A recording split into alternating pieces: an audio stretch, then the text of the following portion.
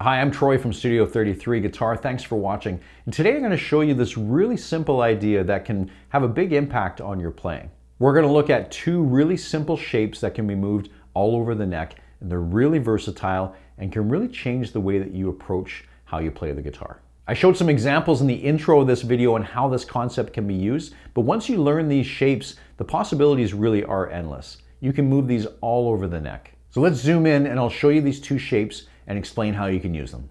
I'm going to show you two different shapes here. One is going to be a major shape and one is going to be a minor shape. We're only going to be playing two notes for these. The important thing is the root note is always the note that we play on the E string. Now the other note we're going to play is going to be 3 strings down on the G string. So first we'll look at the major shape. So if we take our index finger and put it on this G note, now again we can move this all over the neck, but for now we're going to start with a G. Index finger on the 3rd fret of the E string, that gives us a G note.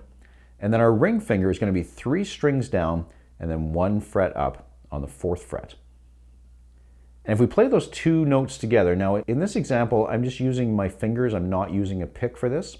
And this way I'm able to play the low note with my thumb and then that higher note with my index finger. Now if you play those two notes together, that gives you a major third.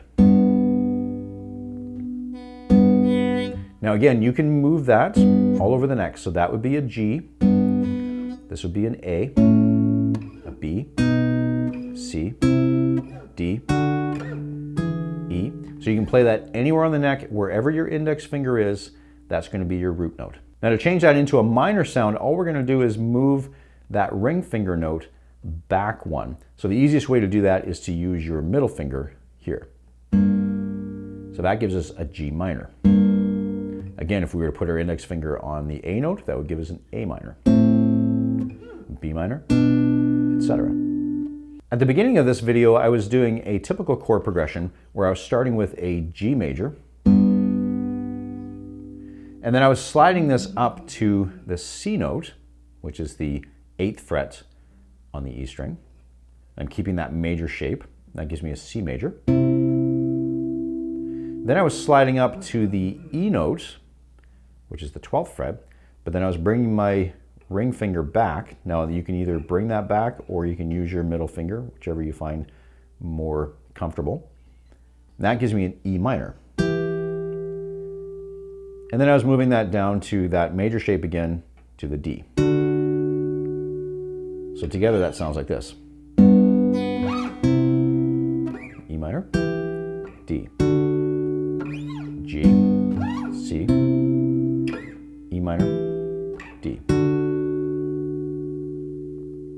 Now at one point there, I also just added in from that E minor, just use my pinky to reach up and grab the 14th fret on the G string.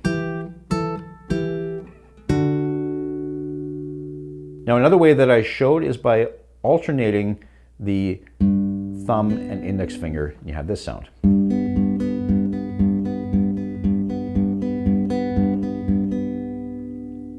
Now I'm gently resting my palm of my hand just on the bridge here to give a little bit of stability for that.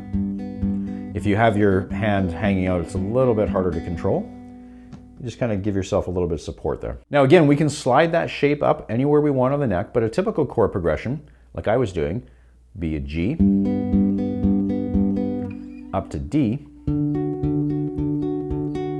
E minor, down to C.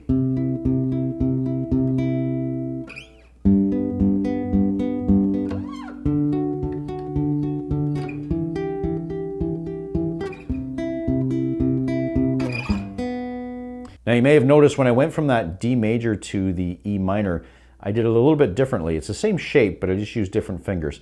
So I moved the ring finger up 1 fret, and then I used my middle finger up here. I find that's just a little bit easier. If you're right here, then it just makes that move just pretty simple. Slide that ring finger up and add the middle finger in. Now again, we don't have to do all these chord progressions in the key of G. If we wanted to change that up, we wanted to do the key of A, we can just start with our index finger on the A note, and then we can put our ring finger here. That gives us an A major chord. And from that A, if we wanted to, we could move up to, say, this C sharp minor. Maybe we want to bring that down to this B major. So you'd have something like this.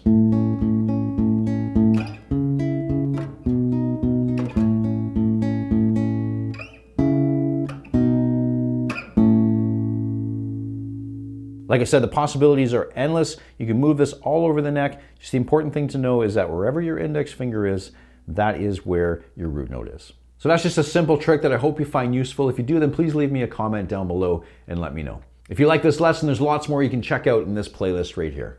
And thanks for watching. We'll see you next time.